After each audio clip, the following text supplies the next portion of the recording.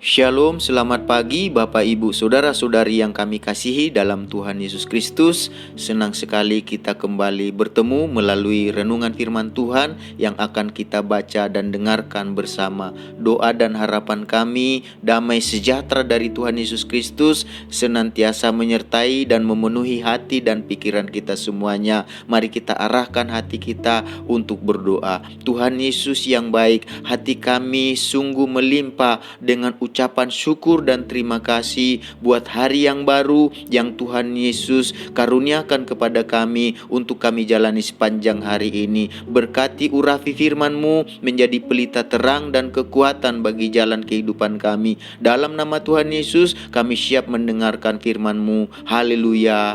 Amin. Bapak Ibu Saudara-saudari yang kami kasihi dalam Tuhan Yesus Kristus, kembali kita pada pagi hari ini akan membaca dan mendengarkan renungan firman Tuhan yang tertulis dalam Matius pasal yang kelima ayat pertama sampai 3. Matius pasal yang kelima ayat pertama sampai 3. Demikian bunyi firman Tuhan. Ketika Yesus melihat orang banyak itu, naiklah ia ke atas bukit, dan setelah ia duduk, datanglah murid-muridnya kepadanya. Maka Yesus pun mulai berbicara dan mengajar mereka. Katanya, berbahagialah orang yang miskin di hadapan Allah, karena merekalah yang empunya kerajaan sorga. Berbahagialah orang yang miskin di hadapan Allah, karena merekalah yang empunya kerajaan sorga. Bapak Ibu Saudara-saudari yang kami kasihi di dalam Tuhan Yesus Kristus, dari ayat-ayat yang kita baca dan dengarkan, hari ini kita akan berbicara tentang kebahagiaan yang terpenting dan yang terutama. Kebahagiaan yang terpenting dan yang terutama. Tuhan Yesus mengatakan di ayat yang ketiga, berbahagialah orang yang miskin di hadapan Allah, karena merekalah yang empunya kerajaan sorga. Kata berbahagialah memiliki arti keadaan atau perasaan senang dan tentram, yaitu bebas dari segala yang menyusahkan. Jika kita ditanya, mau pilih hidup bahagia atau mau hidup susah? Tentu saja kita memilih mau hidup bahagia. Semua orang menginginkan hidup yang bahagia. Semua orang akan merasa bahagia jika semua keinginan hatinya terpenuhi. Dari ayat-ayat yang kita baca dan dengarkan pada pagi hari ini, Tuhan Yesus sedang berada di atas bukit untuk berbicara dan mengajar orang banyak dan murid-muridnya yang datang kepadanya. Tuhan Yesus berbicara dan mengajar mereka tentang kebahagiaan yang terpenting dan yang terutama. Dalam ayat yang ketiga mengatakan, berbahagialah orang yang miskin di hadapan Allah.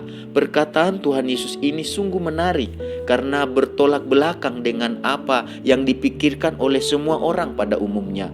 Pada umumnya semua orang akan mengatakan berbahagia jika ia menjadi kaya. Tetapi Tuhan Yesus justru mengatakan yang sebaliknya, berbahagialah orang yang miskin.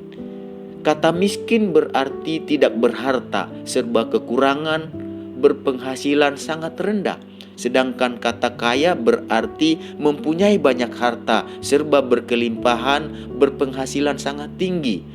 Lalu apakah maksud dari perkataan Tuhan Yesus, berbahagialah orang yang miskin di hadapan Allah?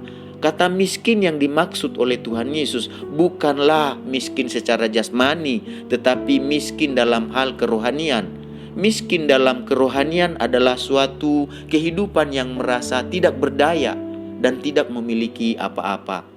Jadi nilai kebahagiaan yang terpenting dan yang terutama bagi Tuhan Yesus bukan berbicara tentang kondisi atau situasi jasmani, tetapi tentang kerohanian seseorang. Bukan berbicara harta kekayaan jasmani, tetapi tentang kehidupan kerohanian seseorang, yaitu berbicara tentang kehidupan yang ditempatkan dengan benar di hadapan Allah, yaitu merasa bahwa kehidupannya tidak berdaya dan tidak memiliki apa-apa di hadapan Allah. Itulah kebahagiaan yang terpenting dan yang terutama bagi Tuhan Yesus. Mengapa bagi Tuhan Yesus sikap miskin di hadapan Allah adalah kebahagiaan yang terpenting dan yang terutama dalam kehidupan seseorang? Bagi Tuhan Yesus, sikap miskin di hadapan Allah adalah kebahagiaan yang terpenting dan yang terutama, karena orang yang miskin di hadapan Allah yang pertama akan mempunyai kerajaan surga. Berbahagialah orang yang miskin di hadapan Allah, karena merekalah yang empunya kerajaan surga. Inilah alasannya mengapa dalam kehidupan ini kita harus menjadikan kebahagiaan yang terpenting dan yang terutama adalah memiliki sikap miskin di hadapan Allah, yaitu supaya kita mempunyai kerajaan surga. Mempunyai kerajaan surga artinya memperoleh kehidupan yang kekal, masuk dalam kerajaan surga dan terhindar dari kematian yang kekal, masuk dalam neraka. Sekalipun dalam kehidupan kita ini kita memiliki segalanya secara jasmani, kita tidak boleh menjadikannya sebagai kebahagiaan yang terpenting dan yang terutama.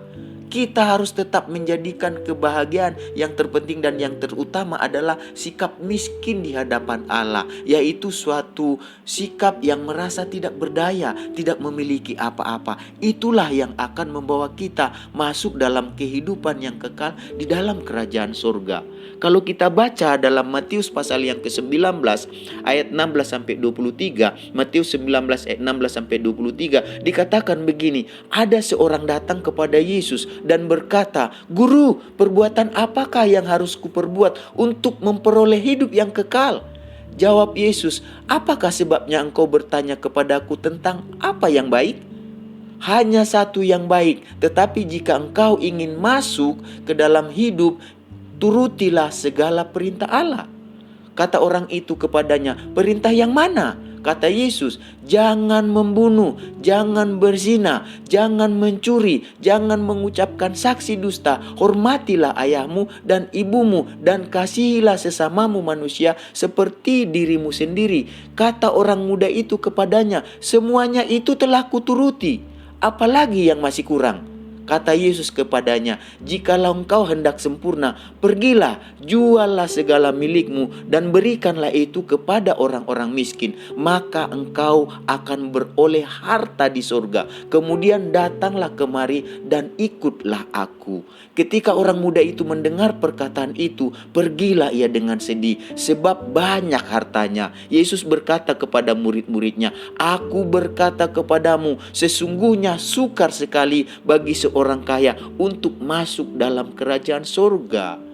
Jadi Bapak Ibu Saudara-saudari yang kami kasihi, dari kisah cerita yang di atas, ketika Tuhan Yesus mengatakan jika ingin memperoleh hidup yang kekal harus menuruti segala perintah Allah. Jawab orang muda yang kaya ini sungguh luar biasa. Ia mengatakan semua perintah Allah telah diturutinya. Bahkan dikatakan ia menantang Tuhan Yesus dengan mengatakan apalagi yang masih kurang. Itu artinya orang muda yang kaya ini adalah seorang yang tidak bercela dan taat dalam beribadah. Tetapi ketika Tuhan Yesus mengatakan untuk menjadi sempurna, ia harus menjual segala miliknya dan memberikannya kepada orang-orang miskin untuk beroleh harta di surga. Setelah itu datang kembali dan ikut Yesus. Mendengar perkataan itu, orang muda yang kaya tersebut dengan sedih meninggalkan Tuhan Yesus sebab hartanya banyak. Dan Tuhan Yesus berkata kepada murid-muridnya, "Sesungguhnya sukar sekali bagi seorang kaya untuk masuk ke dalam kerajaan surga." Jadi Bapak Ibu Saudara-saudari yang kami kasihi di dalam Tuhan Yesus Kristus, dari kisah orang muda yang kaya tersebut kita dapat belajar. Sekalipun dalam kehidupan kita ini kita memiliki segalanya secara jasmani, hati kita tidak boleh berpusat padanya. Dan kita juga tidak boleh menjadikannya sebagai kebahagiaan yang terpenting dan yang terutama. Kita harus tetap menjadikan kebahagiaan yang terpenting dan yang terutama adalah sikap miskin di hadapan Allah, yaitu suatu sikap yang merasa tidak berdaya, suatu sikap yang merasa tidak memiliki apa-apa. Itulah yang akan membawa kita masuk dalam kehidupan yang kekal di dalam kerajaan surga. Memperoleh kehidupan yang kekal dalam kerajaan surga merupakan tujuan utama dan merupakan kebahagiaan yang terutama dan yang terpenting dalam kehidupan kita. Jadi alasan utama mengapa miskin di hadapan Allah merupakan kebahagiaan yang terutama dalam kehidupan kita, karena orang yang miskin di hadapan Allah akan memperoleh hidup yang kekal. Mari kita satukan hati kita untuk berdoa. Tuhan Yesus yang baik, hati kami sungguh mengucap syukur buat firman-Mu yang sudah kami dengarkan, dan kami Tuhan Yesus sudah mempelajarinya. Tuhan, biarlah bukan hanya didengarkan dan disampaikan, tetapi kami lakukan dalam kehidupan kami. Sebelumnya Tuhan, berkati bangsa kami, negara kami ini Tuhan Yesus, dalam segala suatu pergumulannya. Pakai Tuhan pemimpin yang dipercaya, presiden, wakil presiden, menteri-menteri, semua pemimpin yang ada di pusat, di daerah. Biarlah mereka saling terhubung satu dengan yang lain, bekerja sama Tuhan untuk memberikan yang terbaik untuk rakyat yang mereka pimpin Tuhan Yesus. Kami berdoa dalam situasi kondisi pandemi yang masih ada, kami percaya kami akan dapat mengatasi, kami akan menang terhadapnya. Dan kami percaya Tuhan, baik itu sosial, budaya, politik, ekonomi, keamanan akan tetap terjaga dengan baik Tuhan. Kami berdoa Tuhan saat ini buat umat Tuhan, anak-anak Tuhan yang ada di tengah bangsa ini. Sertai dan tolong mereka. Secara khusus buat umat-Mu yang ada di JSS. Berkati umat-Mu Tuhan yang ada di JSS yang digembalakan oleh Bapak Pentali. Amin. Dan kami semua yang mendengarkan renungan pada pagi hari ini, biarlah Tuhan damai sejahtera, sukacita, kasih setia, kasih karunia, anugerah Tuhan menyertai kami sepanjang hari ini. Segala berkat yang terbaik yang Kau janjikan dalam firman-Mu, biarlah menjadi bagian kami sepanjang hari ini. Dalam nama Tuhan Yesus kami berdoa dan mengucap syukur. Haleluya. Amin. Selamat beraktivitas. Tuhan Yesus memberkati kita semuanya.